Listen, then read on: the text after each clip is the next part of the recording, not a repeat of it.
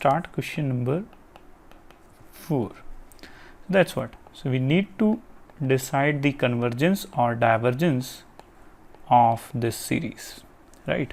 So this is a sort of harmonic series. We know that it is divergent, but let's say if we want to find out the convergence or divergence using the integral test, now you need to consider a function f of x, which should be what? Should be 5 upon x plus 1. Now you simply see this, all the condition of f of x under the integral test can this function is satisfying those conditions. Yes, this is positive whenever x is positive, and this is decreasing, right? This is continuous. So every the conditions of integral test, all those conditions are being satisfied by this function. So now check 1 to infinity 1 upon 5x plus 1 dx. So that's what 5 log of x plus 1 1 to infinite. So that's what. So if you check it, it will, of course, by integral test, this series is divergent, right? How? By integral test, right? That's how. Okay, so, and that's what n from 2 to infinity log n upon n. So again, we'll choose the appropriate function, which is log x by x. Now if you consider this thing, I should take it from 2 to infinite log x upon x dx. So put log x is equal to t, so 1 by x dx is dt. So whenever your x is 2, so your t will be log 2, and whenever your x is infinite, your t will also be infinite. So log 2 to infinite, so it becomes 1 by x dx. This whole thing will become dt, and your log x was t, so it becomes t. So it becomes t square by 2 log 2 to infinite. So of course this will also be infinite. So therefore the given series summation n runs from 2 to infinite log n by n is divergent, right? So I'll give the hint to few questions as well. Let's say question number 10. So here also you have n runs from 2 to infinite log n by, now this is root n. So in the previous question we have log x by x. So here we have log x by root x. So here your function will be log x by root x. Now you have chosen f of x to be log x upon root x, but you do not have 1 by x dx dt. So we'll change a bit thing over here. So put log x is equal to t, right? So from here you cannot say that your 1 by x dx dt. Why? Because your 1 by x is not present over here. So in denominator you have only root x, right? So instead of saying this, so let's say we do not say this, right? So we'll change the course bit, and what we'll do, we'll take x to be e raised to power t. So your dx will be et dt, right? So this becomes what? This becomes your log 2 to infinite, and so you wanted to find out the 2 to infinite log x upon root x dx. So from here your log x will become what? T, and your dx, this is your dx, so this dx can be replaced as et dt, right? So this can be written as your et dt. And what about your x? This is your x, again it is et raised to power half. So that becomes what? Log 2 to infinite. So since you have e raised to power t half in the denominator, so you'll have et half in the numerator. since the power is same, you will subtract t minus t by 2, so it will become t, and this t is also present in the numerator, so this t dt. So now you will apply the product rule and decide,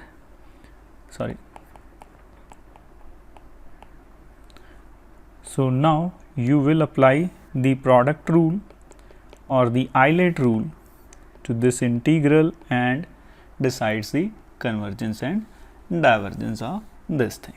For hint, I would say that it will come out to be a divergent series, right? So you can solve the rest part.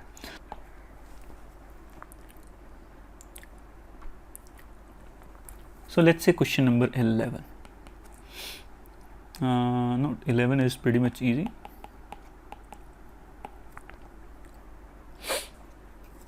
So let's say question number 12. That's what. Question number 12 is summation n runs from 1 to infinity 5n 4n plus 3. So without going to the integral test, you can apply the nth convergence test over here, which we have used extensively in our previous lectures as well. So let us check this, whether it will come out to be something negative, positive, or 0 or non-zero. Let's check it. Let's check that whether it will come out to be 0 or non-zero. So limit n tends to infinity, since it becomes infinite by infinite form, so we apply the L'Hopital. So 5 raised to power n into log 5, 4n into log 4. So now log 5 and log n, since these two things are free from n, so you can take them outside. So limit n tends to infinity 5 by 4 raised to power n. Now you have a number which is bigger than n, and you are taking the power n to that number, and you are taking the limit n tends to infinity. Of course this will come out to be infinite. So this thing is not going to 0, so definitely it is not fulfilling the necessary condition of convergence of series. So this is a series which is divergent, of course, right? So that's how we can do few more questions. Let's say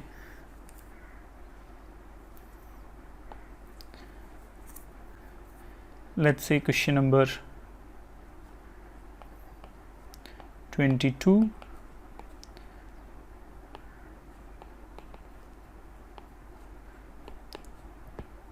One plus log square n or log n whole square. That's how. So you consider a function. Of course, you will translate that n into this n. You will replace that n by x. That's it. So now, so you consider this integral by integration test. You want to proceed. That's why. So what you're gonna do? Put log x is equal to t. So if your x is 1, your t is 0, right? And if x is infinite, your t is infinite. So 1 to infinite. So since this 1 by x and dx, this will become what? dt. So dt upon 1 plus t square. So it becomes tangent inverse t from 1 to infinite, and that becomes tangent inverse infinite minus tangent inverse 1. So you know that your tangent inverse infinite is nothing but pi by 2, and your 1 is nothing but that 1 will become 0 over here, right? Yes, that 1 is 0. So let me check this. Let me correct these things. So yeah, so this becomes pi by 2 minus 0. So that is pi by 2. So of course finite. Therefore given series is divergent, right? So that can be done. Now few more questions, and these questions can also be done without using the integral test. We'll be using the nth term divergence test over here. So let's say this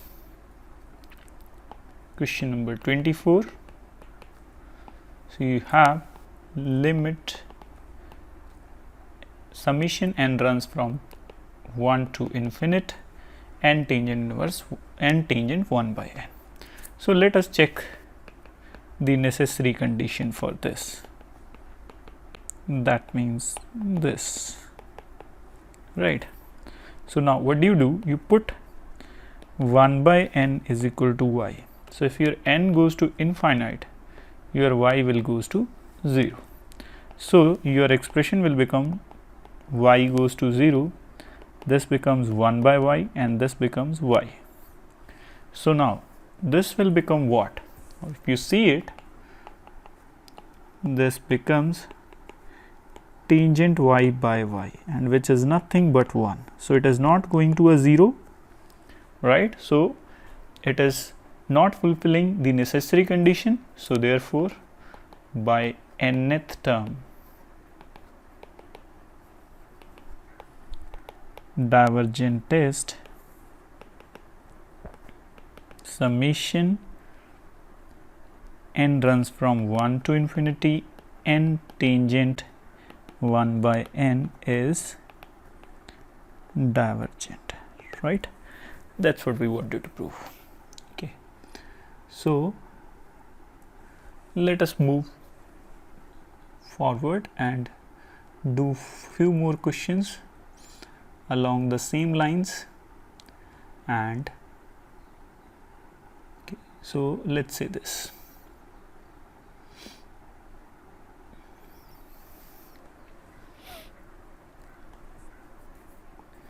Let's say question number 29, and the series given to us is this secant hyperbolic of n. So you choose the function secant hyperbolic of x, which is reciprocal of cos hyperbolic x, and you know that it is nothing but e raised to power x plus e raised to power minus x by 2, which can be further written as this way. So now you take the integral test integration from 1 to infinity 2 upon e raised to power x plus e raised to power minus x dx. So now this becomes 2 upon ex plus 1 by ex dx. So this becomes 2ex e2x plus 1 dx. So now you again have a substitution. That's what, put ex is equal to t and ex dx is your dt, and if your x is 1, your t is 1 e, and if your x is infinite, therefore your t will also be infinite. So it will become e to infinite 2 dt upon t square plus 1, right? So it's become 2 dt upon t square plus 1. So that would be what? 2 tangent inverse t.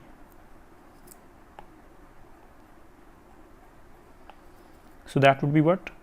2 tangent inverse t e to infinite. So it becomes 2 pi by 2 minus tangent inverse e. So right, so this is would be what? This whole quantity would be what? Finite. So by integration test,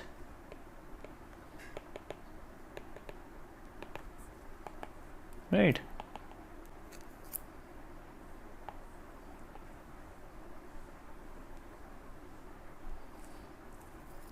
so by integral test,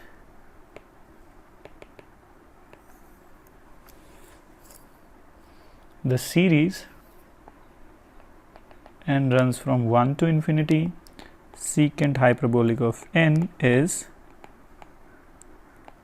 divergent.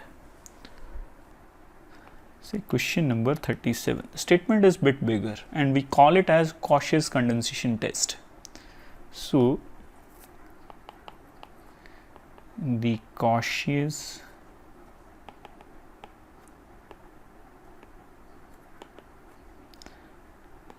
condensation test.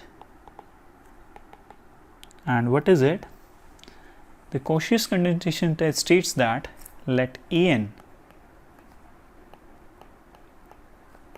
be a non-increasing sequence.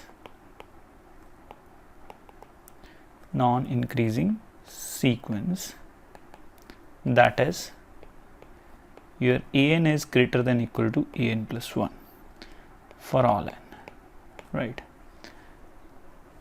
Of positive terms, see it is non-increasing and contains only positive terms. Of positive terms that converges to 0.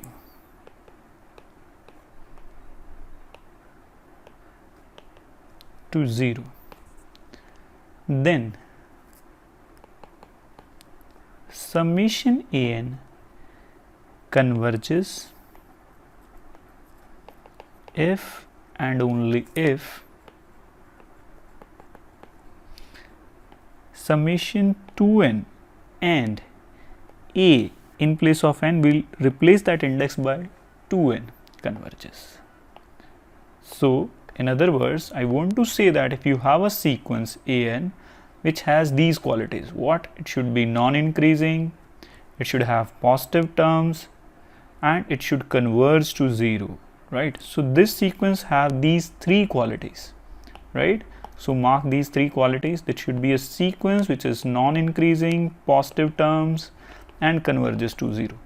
Then I wanted to say that summation An and summation 2n into a of 2an behaves alike.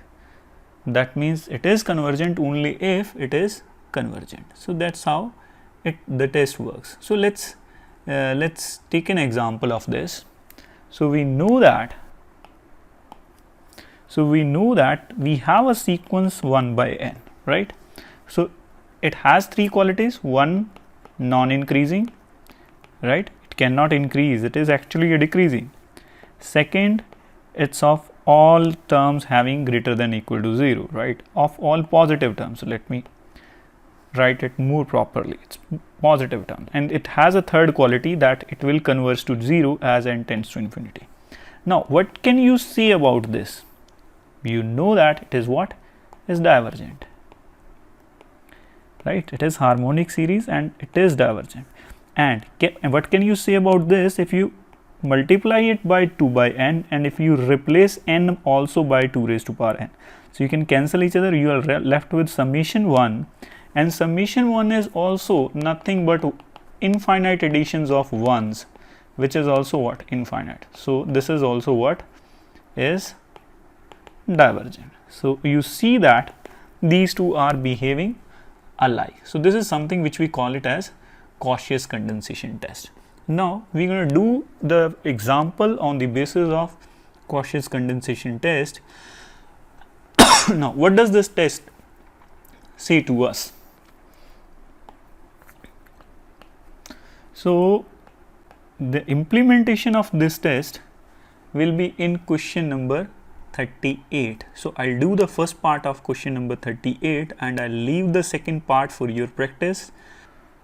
So let's say implement the Cauchy's condensation test, right, to this example. So why we are applying Cauchy's condensation test, that I'm going to discuss in this example.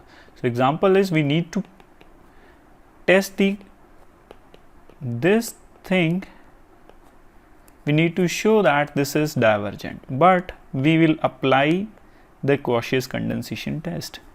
So if you think of this An, if you take only An of this, you know these three conditions. One, it is non-increasing. Why? Everything is happening in the reciprocal, everything is happening in the denominator, we are increasing the denominator, so of course the sequence will keep on decreasing. You can check this.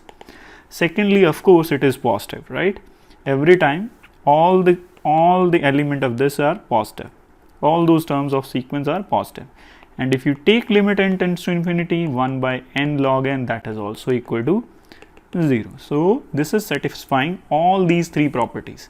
Now what does it say? It says that, now pay attention, and you know that that's what I've said. So your summation an and 2n a2n will behave alike, right? So rather than checking the convergence of summation an, so let's consider 2n and a, where it is n, you replace it by 2n. So that means what? 2n summation 2n, this is your a to n. That means wherever you find the n, you simply replace it by 2 raised to power n. So let's replace it. So in place of n, we'll write it as 2n log. In place of n, we'll write it as 2n, right? So this 2n and 2n will get cancelled, and summation 1 by log 2 raised to power n. So you can take that n outside, so it becomes what? Let me put it on another page. So it becomes summation 1 by n log 2. Now your log 2 is again constant, so you write it as 1 by log 2 summation 1 by n. Now you know this summation 1 by n, this is a classical harmonic series which is divergent, so which is divergent. So now we have established the divergence of this thing, but by Cauchy's condensation test we know that these two things behaves alike, right? So that means, so therefore by Cauchy's condensation test,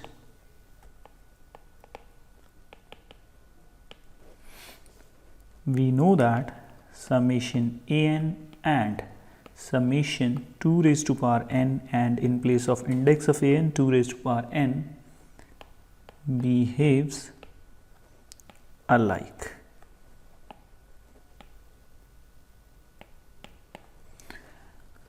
But we have proved that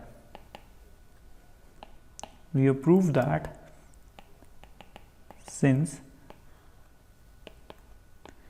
this thing, we have already proved that this thing is divergent. So how we proved that? So see this.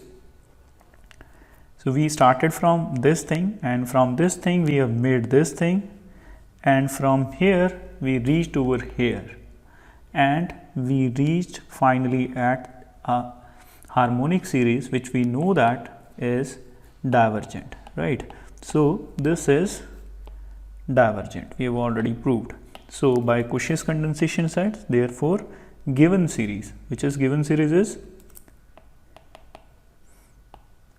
1 by n log n, is also divergent. Now one may ask that this series is divergent, and the proof can be done by integral test as well. If you put log x t 1 by x dx dt, so that is another way to prove it, right? So having an extra method to prove the same thing is always an advantage.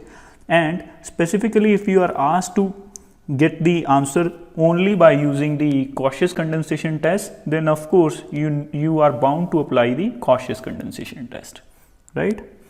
So that's it for today.